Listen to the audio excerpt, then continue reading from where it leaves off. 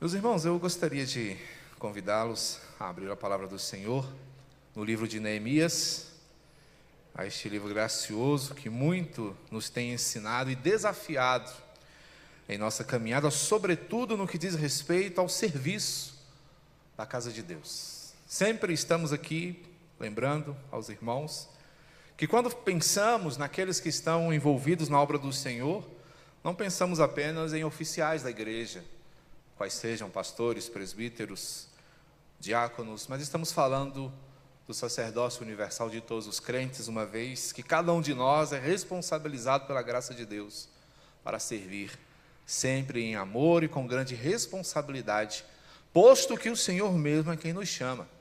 É Ele quem nos confere a honra privilegiosa de podermos nos agastar na sua seara. Sendo assim, convido você a ler comigo os versos de 14 a 19 do texto sagrado e lermos conjuntamente a passagem que ora se apresenta diante dos nossos olhos. Neemias, capítulo 5, dos versos 14 a 19. E o texto assim nos fala: Também, desde o dia em que fui nomeado seu governador na terra de Judá, desde o 20º ano até o 32º ano do rei Artaxerxes, 12 anos, nem eu nem meus irmãos comemos o pão devido ao governador. Mas os primeiros governadores que foram antes de mim, oprimiram o povo e lhe tomaram pão e vinho, além de 40 ciclos de prata. Até os seus moços dominavam sobre o povo, porém eu assim não fiz por causa do temor de Deus. Antes também na obra deste muro fiz reparação, e terra nenhuma compramos, e todos os meus moços se ajuntaram ali para a obra. Também 150 homens dos judeus e dos magistrados e os que vinham a nós, dentre as gentes que estavam ao nosso redor, eram meus hóspedes. O que se preparava para cada dia era um boi e 6 ovelhas escolhidas. Também à minha custa eram preparadas aves, e de 10 em 10 dias muito vinho de todas as espécies. Nem por isso exigi o pão devido ao governador, porquanto a servidão deste povo era grande. Lembra-te de mim para o meu bem, ó meu Deus, e de tudo quanto fiz a este povo. Vamos pedir ao Senhor sua iluminação. Ó Deus, estamos diante da tua palavra e nos alegramos pelo privilégio dessa oportunidade. Contudo, meu Deus, sabemos que não está em nós a capacidade para compreendermos adequadamente tudo o que tens a nos dizer. Para tanto, rogamos ao Senhor o auxílio do teu Espírito para que possamos assim entender e fazer, ó Deus, das lições que tens a nos compartilhar nesta noite, preceitos seguros para o desenvolvimento da nossa vida. Assim, meu Pai, ensina-nos pessoalmente, fala ao nosso coração, dize à tua igreja, meu Deus, o que ela deve fazer. Ó Deus, e quanto a mim, eu peço ao Senhor que não seja eu empecilho para a compreensão deste povo, mas tão somente um instrumento conduzido pelas tuas sagradas mãos. Ó Deus, te peço tudo isso em nome de Jesus, nosso Senhor. Amém e amém. Dwight Moody, um grande evangelista norte-americano, disse certa vez que uma vida santa causará a mais profunda impressão. Dizia ele ainda que os faróis não soam sirenes, apenas brilham. Moody falava isso em um tom para nos ensinar o fato de que aquilo que devemos fazer é nossa responsabilidade, devemos fazê-lo sem alarde, sem anúncios, sem que os holofotes se virem para nós. Então, somente obedeçamos fielmente a palavra do Senhor e sigamos os seus ditames, as suas orientações, de modo fiel e cuidadoso. Temos diante de nós, meus irmãos, uma passagem que nos faz pensar no que diz respeito a nossa responsabilidade enquanto servos de Deus, enquanto líderes, enquanto homens e mulheres e até mesmo jovens e crianças chamados para serem do Senhor, para fazerem a sua vontade. Haja vista que temos sido privilegiados com essa oportunidade, muitas vezes nos encontramos envolvidos a grande glória que envolve esta ocasião. Não é por acaso que muitas vezes nos sentimos deveras honrados pelo fato de sermos usados por Deus, de sermos seus instrumentos, de podermos caminhar sob a luz do seu rosto e podermos assim fazer com que o seu nome seja conhecido. Neemias possuía em seu coração esse imenso privilégio, mas no processo de reconstrução dos muros de Jerusalém, ele se depara com muitos problemas, como nós temos acompanhado desde o primeiro capítulo. Desde o momento em que ele toma consciência da realidade, da situação em que estavam as pessoas em Jerusalém, o seu coração se inquieta e sofre e sente as dores daquela gente. E ele resolve não ficar apenas no campo dos sentimentos, lamentando, entristecido a sorte daqueles que ficaram lá. Mas ele toma a atitude de se empenhar, de se envolver e fazer algo para que a sorte daquelas pessoas pudesse mudar. É esse, meus irmãos, o sentimento que passa por todo aquele que ouve o chamado do Senhor. Eu falava hoje pela manhã da grande angústia de um coração entregue ao cuidado de Deus. Pois bem, é dessa angústia que Neemias partilha conosco, quando ele se sente impelido a fazer, quando ele se sente responsabilizado de cuidar, de fortalecer, de orientar, de tirar muitas vezes até do seu próprio bolso, para que as pessoas possam ter a sua dignidade restaurada.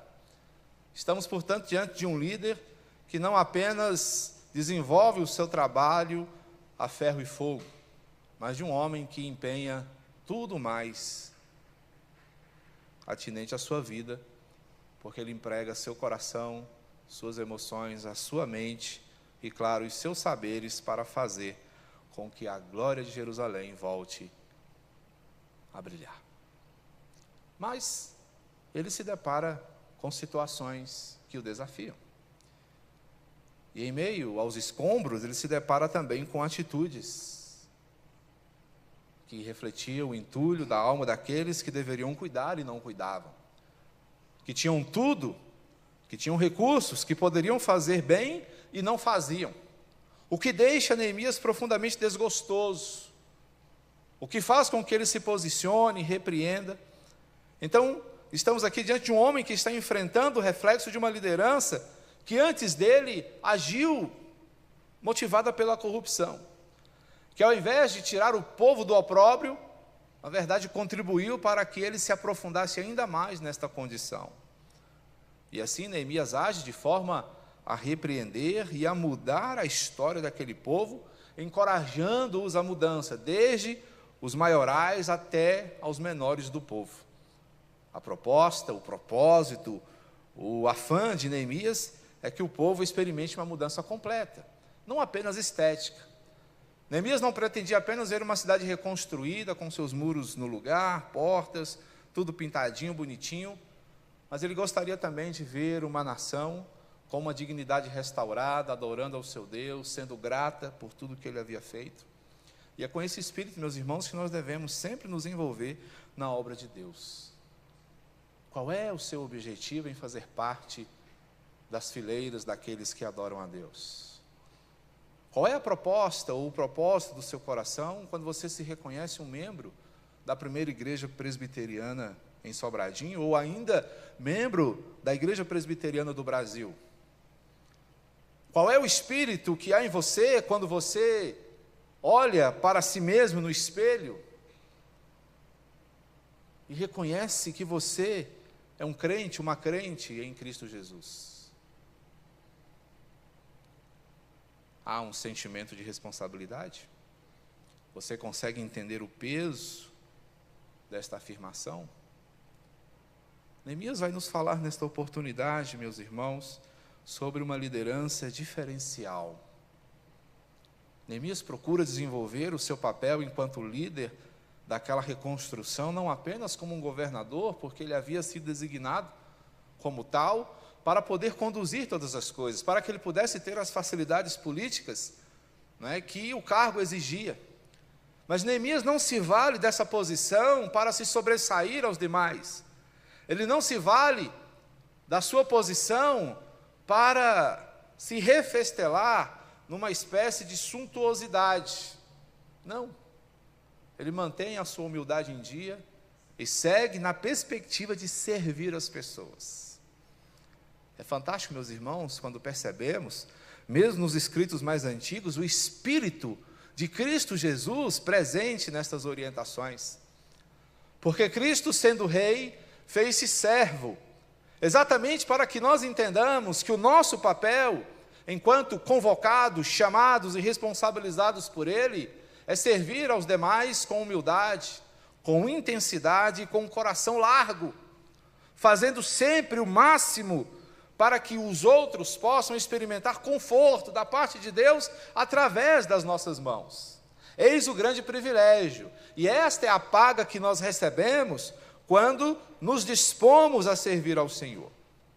Portanto, pensar em líderes diferenciais, meus irmãos, envolve a compreensão do que essas pessoas têm como atos que denominam a sua própria maneira de ser. Portanto, eu queria destacar para vocês aqui pelo menos 3 aspectos que são próprios de líderes diferenciais. O primeiro deles é que líderes diferenciais acreditam no projeto que executam. Líderes diferenciais sabem que o que fazem dará certo, sabem que estão envolvidos em algo poderoso, sabem que estão fazendo parte de algo maravilhoso. Era este o sentimento de Neemias. Ele não estava apenas colocando portas, pedras e tijolos no seu devido lugar, mas ele estava reconstruindo uma nação que tinha uma missão diante de Deus. E ele entendia que fazer parte disso era mais do que colocar de volta uma cidade no mapa. Ele entendia que era restaurar a missão de um povo que seguia desacreditado desde que fora solapado pela guerra. Mas observe o que nos diz os versos 14 e 15, só para que nós nos lembremos e tenhamos aqui como base o fundamento dessa afirmação.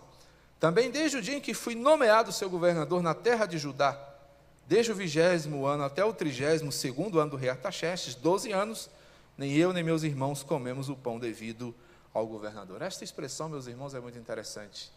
É óbvio que Neemias, como governador, tinha seus privilégios, tinha certos direitos, e ele poderia lançar mão desses privilégios para obter algumas vantagens. Mas Neemias decide fazer exatamente o oposto e abdica desses privilégios.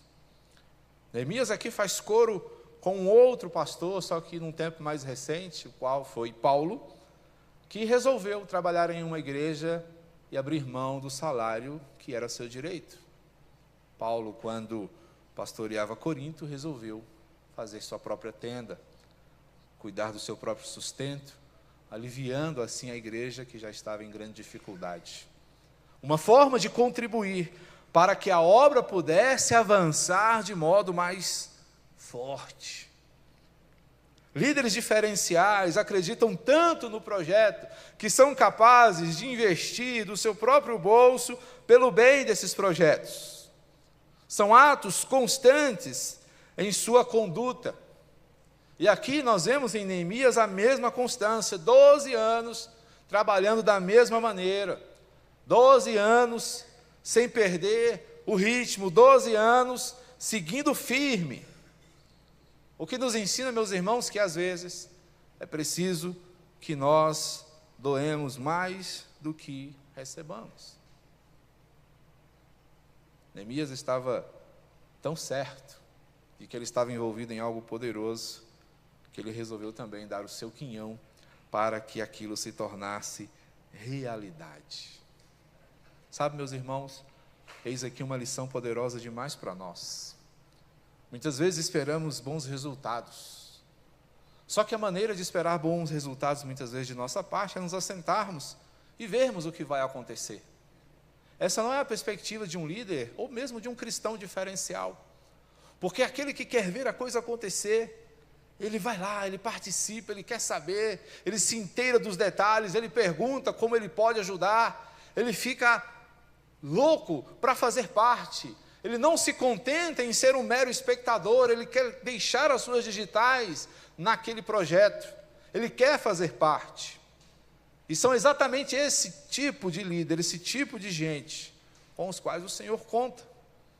E deixa eu te contar o que talvez você não saiba ou talvez não se lembre. Eles não são muitos. Não são muitos. De todo um povo que saiu da terra do Egito, poucos foram os que acreditaram. Muitos resolveram ao longo da caminhada, mesmo diante do testemunho, do poder e do cuidado do Senhor, abraçar uma vida de murmuração, de reclamação, de dúvidas. E o que aconteceu com estes? Ficaram pelo caminho. Mas aqueles que acreditaram foram até o fim. E podemos destacar dentre esses dois, quais sejam Caleb e Josué. Homens que não só acreditaram, mas deram a sua vida, entregaram o seu melhor, dedicaram-se o mais que puderam, porque acreditavam no projeto de profundo coração, porque estavam comprometidos em solucionar os problemas que surgiam. Neemias tem consciência de que ele não está diante de uma obra fácil, nenhum de nós está. E muitas vezes, diante da dificuldade que cresce, que surge, que nos assombra, nós queremos desistir, pular fora e, quem sabe, experimentar algo mais suave. Mas o Senhor, meus irmãos, nos coloca em situações que vão primeiramente nos ensinar, depois vão nos humilhar e, em terceiro lugar, vão nos fazer reconhecer que nós dependemos do Senhor. O resultado, o bom andamento não está em nós, não depende da nossa perícia, da nossa capacidade, mas do quanto nós confiamos em Deus. Então, para que isso aconteça, para que você testemunhe esta bênção, interesse-se pela obra. Procure saber o que você pode fazer. Procure saber onde você pode ajudar. Antes de reclamar e, quem sabe, gritar aos quatro ventos que determinada área está descoberta, peça ao Senhor orientação e veja se você pode cobrir a falta que você detectou. E aqui um conselho do pastor para você. Se Deus mostrou para você, é você quem Ele está chamando. Isso aqui não é uma dica para você fazer vista grossa, mas para que você seja corajoso, corajosa e se disponha a fazer algo. Portanto, envolva-se, porque líderes diferenciais, pessoas diferenciais, acreditam no projeto, dão a preferência e agem com liberalidade. Mas líderes diferenciais, além de acreditarem no projeto, são pessoas que mantêm o equilíbrio diante das situações conflitantes. Verso 16. Antes, também na obra deste muro, fiz reparação e terra nenhuma compramos. E todos os meus moços se ajuntaram ali para a obra. Também 150 homens dos judeus e dos magistrados, e os que vinham a nós, dentre as gentes que estavam ao nosso redor, eram meus hóspedes. Neemias está nos falando aqui duas coisas. A primeira é que ele e aqueles que estavam sob a sua condução tinham a disposição de permanecerem humildes. A segunda é que eles resolveram, diante da sua limitação e humildade, agirem no meio daquelas pessoas com generosidade.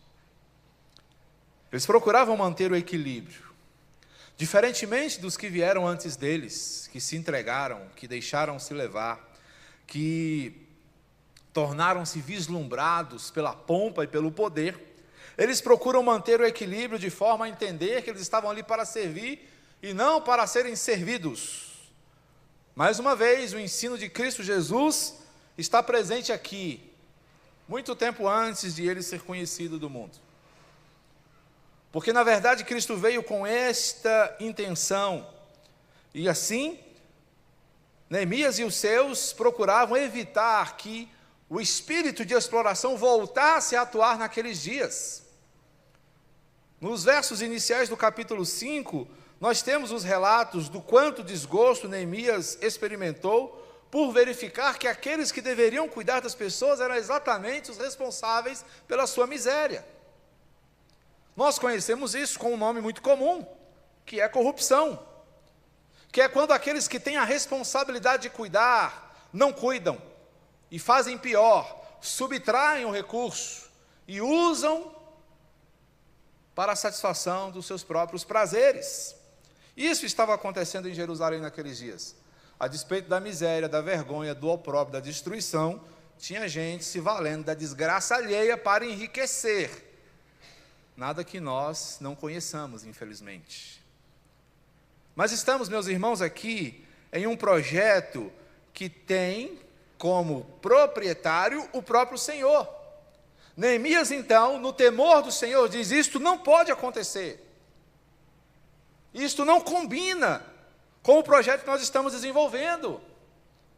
Portanto, meus irmãos, como servos de Deus, nós precisamos caminhar em honestidade, sinceridade, equilíbrio e humildade.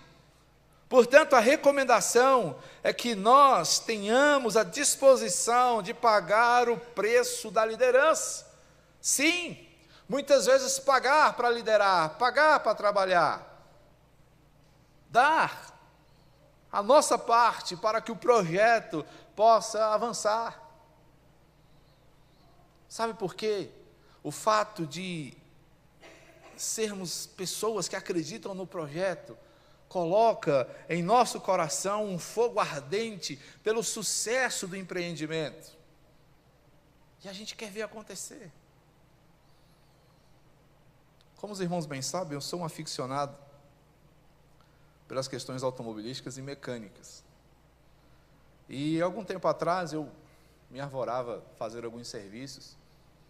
Eu me lembro que em uma ocasião, um grande amigo, pessoa muito querida, estando em uma situação financeira um tanto delicada, viu o seu carro pifar de modo sério. E ele falou assim: meu carro quebrou, cara. Eu preciso da sua ajuda. Eu consigo comprar as peças, mas eu preciso que você me ajude lá com a mão de obra. Eu não vou te pagar não, mas eu queria que você me ajudasse. Eu falei: na hora, doido para mexer. Você confia, você acredita? Vai ser uma cobaia. Ele: não, tranquilo. Eu levei o carro lá para casa, abri o motor, mandei as peças para a retífica, aquela coisa toda, me sentindo o mecânico, né? E na hora da montagem, devido a, não só a imperícia, mas também a falta de recursos, eu não tinha todas as ferramentas, né? Abrir um motor é uma tarefa bem complexa, exige muitos recursos, né? Então, na hora de colocar os anéis, eu acabei quebrando um deles. Eu não tive coragem de pedir ao meu amigo que comprasse um outro jogo de anéis. Fui eu que quebrei. Então eu fui lá, na casa de peças, comprei um novo kit de anéis e montei. Claro que a responsabilidade como montador era minha, mas havia uma coisa que me impulsionava ainda mais: a vontade de ver aquele motor pulsar de novo. É desse tipo, meus irmãos, de fogo que Neemias está nos falando aqui. De você querer tanto ver algo acontecer, que você chega ao ponto de não se importar em aplicar seus próprios recursos. Na obra de Deus é a mesma coisa.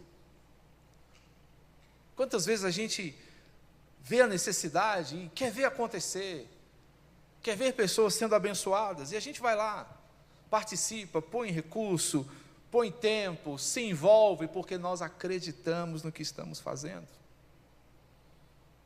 Líderes precisam ter a mentalidade aberta para contribuir, para investir, para fazer. E, meus irmãos, não na perspectiva de que seremos recompensados, né? Porque, não, aqui eu estou me associando a Deus, então Ele vai me dar em dobro, não. Deus já nos deu tudo o que nós precisamos. Se nós dessemos a nossa vida, como 1 Coríntios 13 nos diz, não seria nada. Mas nós podemos dar amor, nós podemos dar o nosso coração por aquilo que nós acreditamos.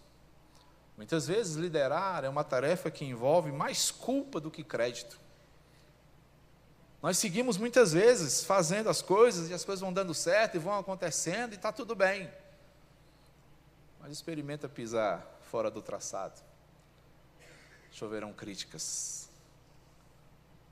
Mas isso não é, mais uma vez, uma palavra de desencorajamento a você. É para que você entenda que o reconhecimento não vem dos homens, vem do Senhor. Que você está trabalhando para o Senhor e não para os homens. Que você tem a responsabilidade de servir pessoas amando do Senhor. Então, logo, eu não devo esperar reconhecimento. Essa é uma preocupação que as pessoas que nós servimos devem ter. Nós não precisamos cobrar. Mas aquele que é servido tem a responsabilidade de reconhecer.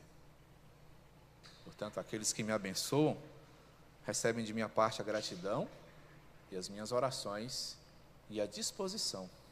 E se eu puder honrá-los com a minha vida e com as minhas palavras, eu o farei. Mas nós não devemos trabalhar esperando isso, porque é mais certo que nós sejamos criticados do que honrados. Contudo, sabemos que fazemos pelo Senhor como privilégio santo de nos envolvermos na sua obra. Então, muitas vezes, nós nos autocusteamos, trabalhamos com altruísmo e desenvolvemos, não é? Pela compreensão e temor da palavra, uma gestão honesta, fazemos um serviço temente, porque é assim que o Senhor requer. E isso envolve muita coragem. É necessário mais coragem para fazer o que é certo, em um mundo que desconhece a verdade, do que, muitas vezes, abrirmos um precedente para a corrupção. Mas líderes diferenciais são corajosos e servem com generosidade. Servem com amplidão de coração. Seja você um líder dessa estirpe. Mas líderes diferenciais, além de acreditarem no projeto e manterem o equilíbrio, também atuam conscientemente. Sabem o que estão fazendo, sabem no que estão envolvidos. Versos 18 e 19, Neemias ainda diz que o que se preparava para cada dia eram bois, 6 ovelhas, também à custa dele eram preparadas aves, e de 10 em 10 dias muito vinho, de todas as espécies. Nem por isso exigi pão devido ao governador, porquanto a servidão deste povo era grande. Neemias sabia que ele estava atuando no meio de um povo que não tinha como recompensá-lo. Mas por que Neemias fazia tudo isso? Por causa do que diz o verso 19, a oração que ele diz: lembra-te de mim para meu bem, ó meu Deus, e de tudo quanto fiz a este povo. Neemias agia impulsionado pela compreensão de que ele estava fazendo para o Senhor primeiramente. Percebam como é gracioso. Então ele se envolve profundamente. O seu coração está lançado ao projeto. Ele está envolvido de forma corporal, mental e emocional. Então o que é interessante a gente observar em Neemias é o seguinte, que ele é um líder que não lidera apenas da mesa, mas depois da mesa, que é o planejamento, ele se envolve na execução. É como se ele se reunisse com a sua liderança e diz: o que nós vamos fazer? As ideias surgem e o plano é estabelecido. Depois do plano estabelecido, ele arregaça as mangas e diz: vamos realizar. Esse, meus irmãos, é o tipo de líder que o Senhor é. Jesus passou vários anos ensinando homens, e Jesus os ensinava de forma teórica e prática. Enquanto ele ensinava, ele mostrava como fazer. Essa era a perspectiva profética também, quando os profetas tinham os seus moços que iam sendo preparados para substituí-los. Caminhavam juntos, discipulado, iam desenvolvendo-se mutuamente. E o aprendiz aprendia observando o seu mestre. Portanto, essa é a perspectiva da igreja. Nós somos chamados, meus irmãos, a fazer as coisas que o Senhor coloca em nosso coração dessa maneira, compartilhando saberes, experiências e vivências. Portanto, ter o coração no projeto envolve, não é, sim, o cuidado com o planejamento, mas também o engajamento na execução. Se nós nos tornarmos líderes, meus irmãos, que apenas deleguem responsabilidade, nós seremos líderes fracos, que não seguem o modelo escriturístico. Porque os líderes da Bíblia estão todos eles envolvidos, estão todos eles fazendo. Até mesmo os reis. Davi encontrou um momento de fraqueza exatamente quando ele deixou de estar junto com o seu exército no campo de batalha, que era seu dever.